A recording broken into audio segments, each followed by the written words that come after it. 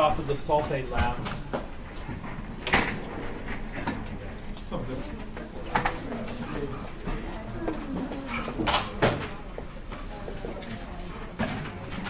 We did sulfate analysis on an unknown sample, which we're interested in calculating the percent sulfate by mass. The percent sulfate by mass is just how many grams of sulfate you have, divided by how many grams of unknown sample times 100%. The grams of unknown, we've just weighed the sample, so this should be easy.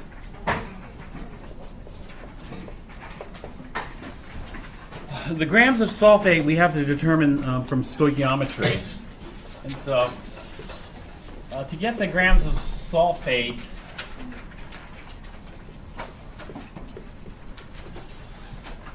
we know we're going to start off from the grams of barium sulfate that we collected. So we'll have to know that.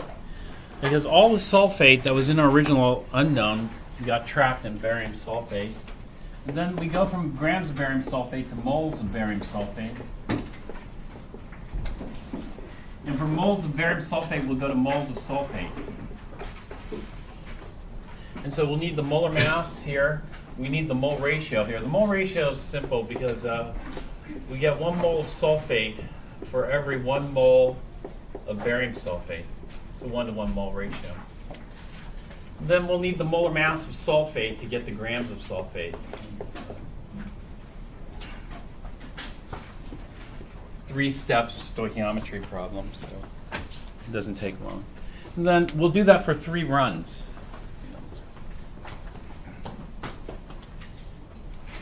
Okay, so let's look at some hypothetical data here. Let's say that student 1, look at the 3 runs. And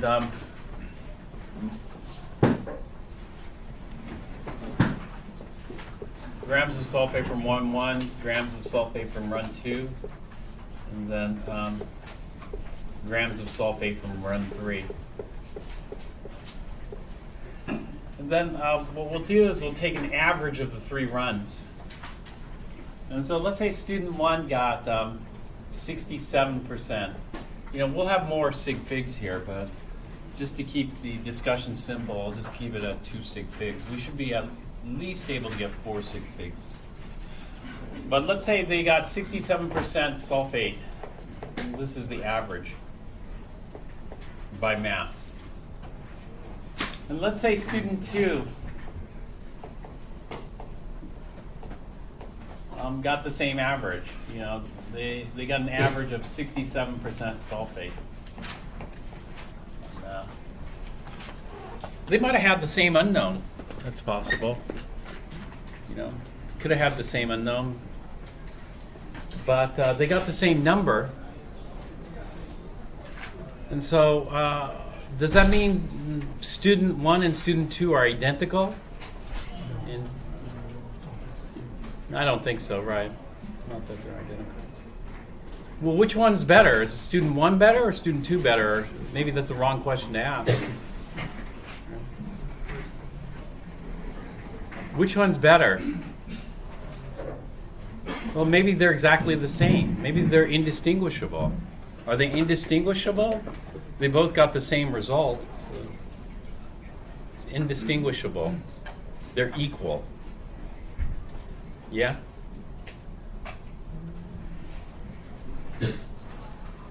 So you could have equal confidence in student 1 and student 2 because the results came out the same. Well, that's the problem with averages. Averages we don't see, the individual experiments. Usually when people report stuff, they only report the average. But since these 2 averages are the same, we can't really differentiate them. And so that's why in science, we don't typically just report the average. Because let's say if we look at the individual runs, then we'll see a difference. let's say student 1 had a run 1 of 87%, and then a run 2 of 47%, and then run 3, they got it 67%. Versus student 2, let's say student 2 had a run 1 of 68%, a run 2 of 66%, and a run 3 of 67%.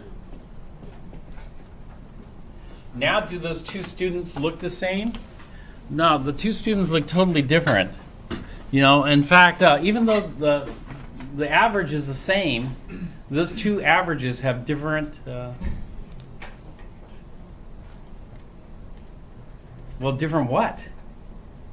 Even though the averages are the same, 67%, those two averages have different what?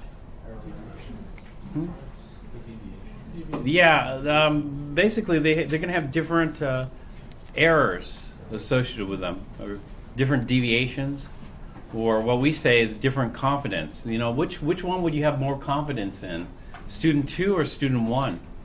Student 2, because, you know, look, think about student 1. If they did run 4, and got 17%, then what would happen to the average? It'd drop way down. You know? Whereas likely if this student did run 4, then it's probably going to cluster around the same value. And so how do we show the difference between these two averages? The way we show the difference between these two averages is we calculate something called the lambda 95.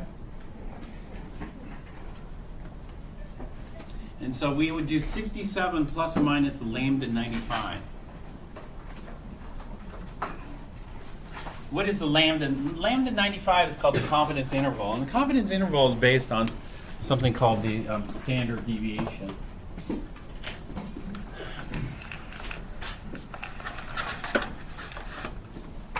And that is,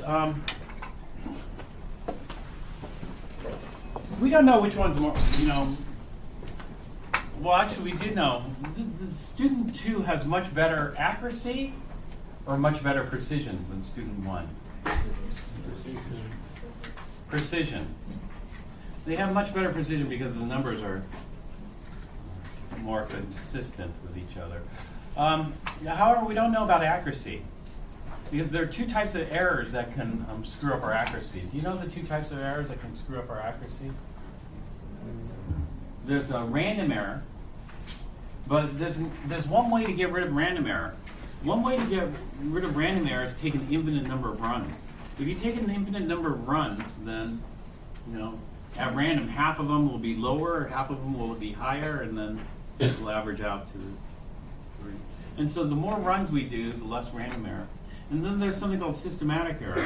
Systematic error is due to two factors. One is calibration is off, or 2, it's a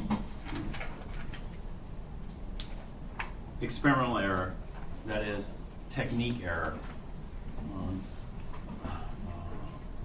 the student might have. So even though this student shows good precision, there could be a technique error in which they're off. But anyway, let's talk about random error, because this. Are we going to take an infinite number of experiments? No. And so we can't average out the random error. And so what we're going to do is we're going to estimate that, you know, what kind of uncertainty we have in this based on the number of runs we do and the spread of the value. It turns out, you know, if we take an infinite number of measurements, then what we expect to see is this kind of symmetric distribution. If we could take an infinite number of measurements, then they would average out, and this should be the true value as long as there's no systematic error. Here. But we aren't taking an infinite number of measurements, we're taking a finite number of measurements. And with a finite number of measurements, we're going to estimate that distribution using statistics. And so here we're taking a finite number of measurements, but they're all spread out considerably. Here we're taking a finite number of measurements, but they're tightly spaced. right next to each other. And so what we're going to do is we're going to kind of estimate this distribution of measurements like this. You know, if we had an infinite number, then most of them would be nearby the true value, and then a small number would deviate significantly from the true value. Here, this would be much tighter distribution.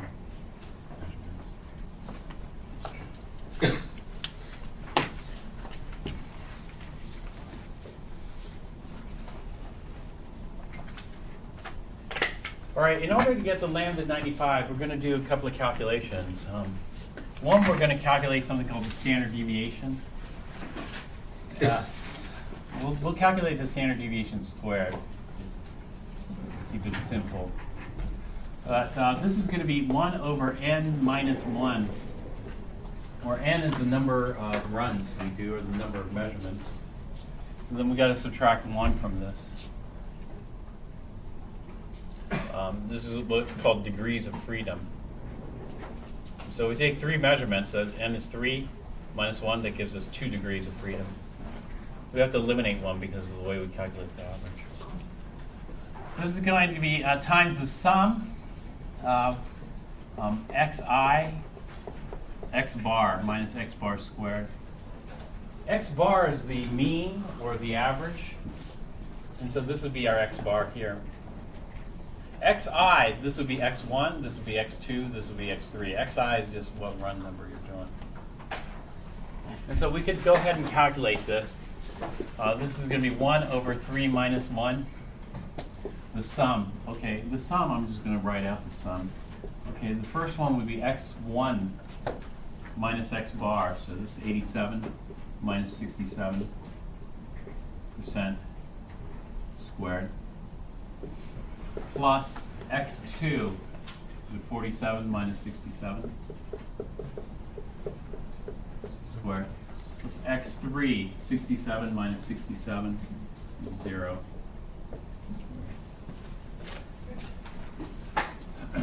And so we got 1/2. And then this is 20 squared plus negative 20 squared plus 0. So 20 times 20 is 400. 1/2. 400 plus 400 is 800. 800 divided by 2 is 400. So s squared is equal to 400. That means s is equal to the square root of 400. What is s equal to?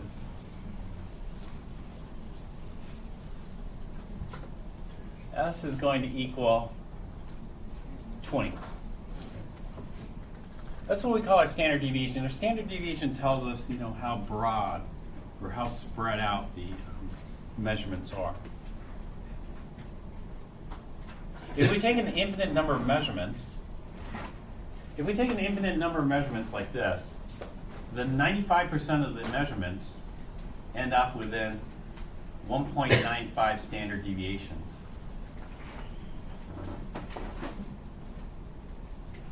So if you have your average plus or minus 1.95 standard deviations, we should capture 95% of the measurements if we took an infinite number of measurements.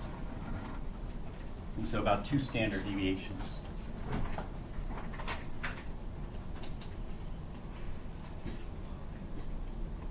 All right, then we're going to calculate our 95% confidence interval. Let's take a look at some stuff here.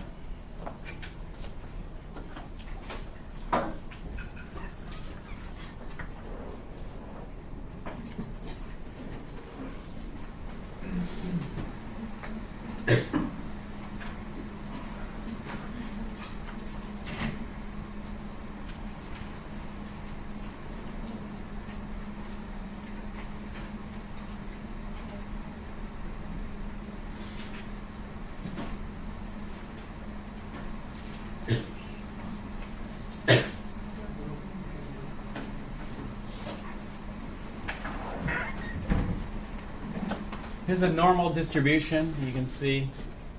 Here's our mean value here. Here's plus or minus 1 standard deviation. It's going to give you 68.2% of the area under the curve. Plus or minus 2 standard deviations should give you most of the curve, the area under the curve. Plus or minus 3 standard deviations gives you the bulk of it. And then outside 3 standard deviations, you can see it's very low.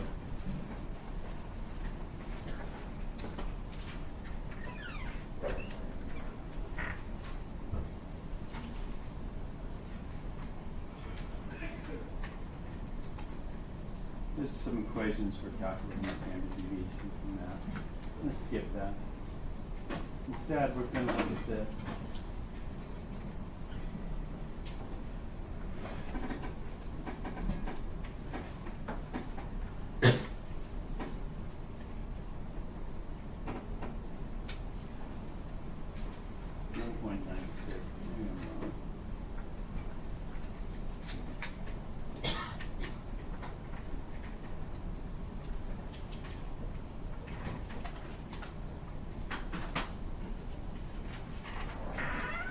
Well, anyway, let's go ahead and show you the calculation for the 95% confidence interval. 95% confidence interval, we're going to use something called the student's T distribution. Here's the math for that, but we're going to skip the math. Or the T distribution.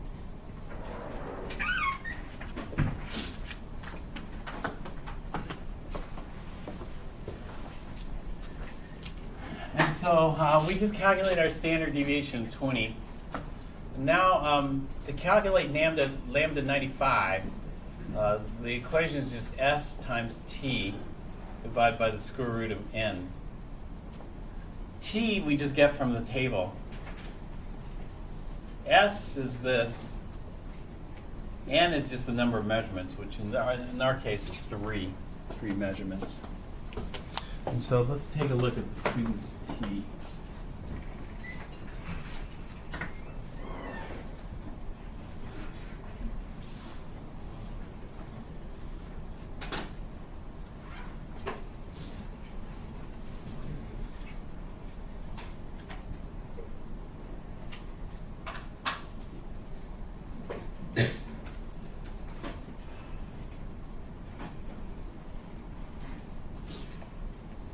Skip all the math.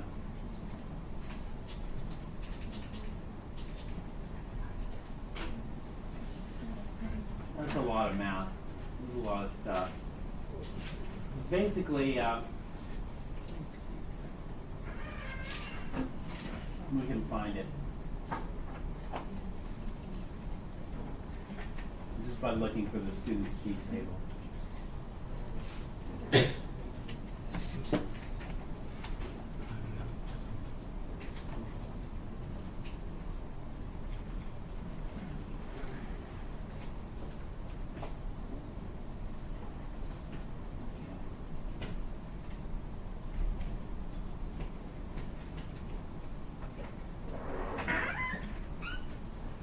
This is a student's T distribution table.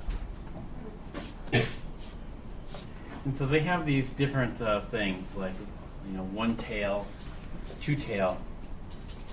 We're interested in two tail. This would be the tail here. Two tail confidence level. They have different confidence levels, 90% confidence level, 95, 98, 99, 99.9. The standard practice is to report 95% confidence levels. I'll talk about what that means later. And so we want 95 with two tail. That would be here.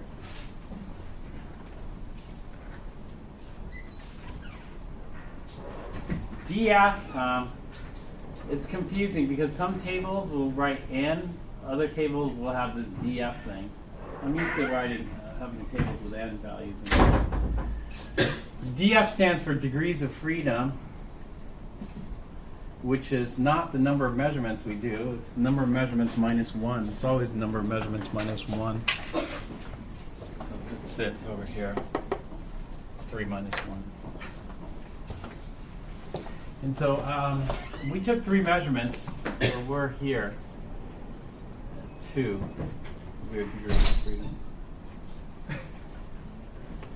You know, a lot of scientific experiments, you do 3 runs. Do you know why we do 3 runs? You know, because the more runs we do, the better. Because the more runs you do, the more you can average out random error. The more confidence you can have in the average, right? If we only did 1 run, then we run a greater risk. I mean, if student 1 only did 1 run, they would have gotten 87%. Hugely different than their average, which is 67%. And so 1 run's a bit risky because you're really subject to random error. 2 runs is better, right? 3 runs is better. 4 runs is better. 5 runs is better. 6 runs is better. But why stop at 3? Right, you don't have time. If you had more time, but then why not stop at 2 runs? We'll never know which ones are right. Yeah. Well, in terms of statistics, 3 runs is way better than 2 runs because of the confidence that we can have in the average. When we look at this, the bigger the lambda 95, the less confidence we can have in that number. Is the spread, and the number is much larger. The smaller the lambda 95, the more confidence we can have in that average. And so what's going to impact our lambda 95? One is the standard deviation. The standard deviation tells us the spread in the measurements. T, the value we get off the table, and the number of runs. So the more runs we do, the bigger the denominator gets, the smaller lambda 95 becomes. And so we want to do more runs. But there's a compromise. There's a compromise between number of runs and the time required. And so let's just look at the t factor here. If we only did 2 runs, we'd have a t factor of 12.7. If we decide to do 1 extra run and get 3 runs, our t factor goes to 4.3. So to go from 12.7 to 4.3 is like a 3-fold improvement in our confidence interval. Do you see that? And so there's a huge benefit in going to 3 runs. Do you see a huge benefit in going into 4 runs? Not really. I mean, we go from 4.3 to 3.1. It's not a huge, it's a benefit for sure. I know it's big. It's big, but you're right, it is. You know. But compared to this, it isn't. And so sure, if you have time, you could do 4 runs. It's better than 3 runs. And if you have time, you might as well do 5 runs, right? In fact, if you have time, why don't you do...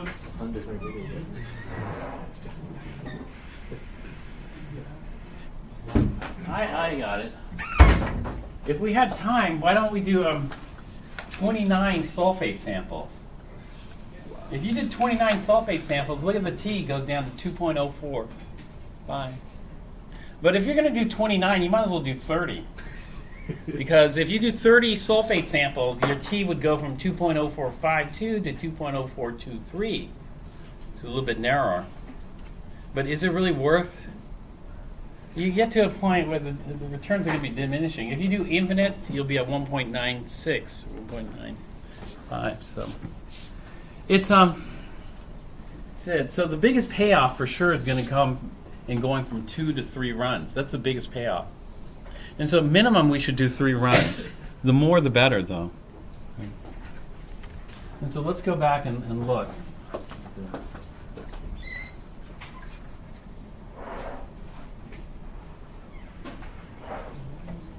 So we did 3 runs, so our T is 4.3027. Our standard deviation is 20. And so we'll just plug it in. We got 20 times 4.3027 divided by the square root of 3, which equals what?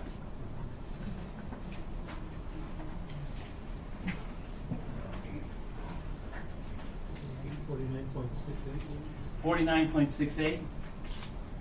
49.68. All right, so what student 1 would report is they'd report something that looks like this. They would report the percent sulfate is equal to 67 plus or minus, we'll go to the same number decimal, 50%.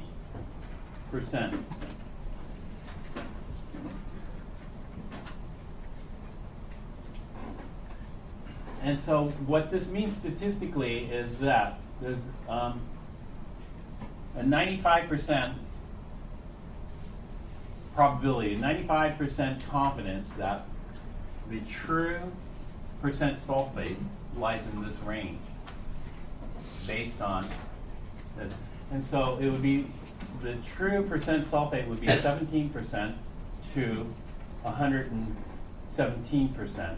Well, we shouldn't be able to go beyond 100%. So between 17% and 100% is their true sulfate. Do we have much confidence in that? No. We want to go, oh, there's a 100% probability that the percent sulfate is between 0 and 100%, but does it tell us anything? No. I mean, this is a huge range. Well, what about student 2? What would student 2's lambda 95 be? Can you go ahead and calculate student 2 numbers?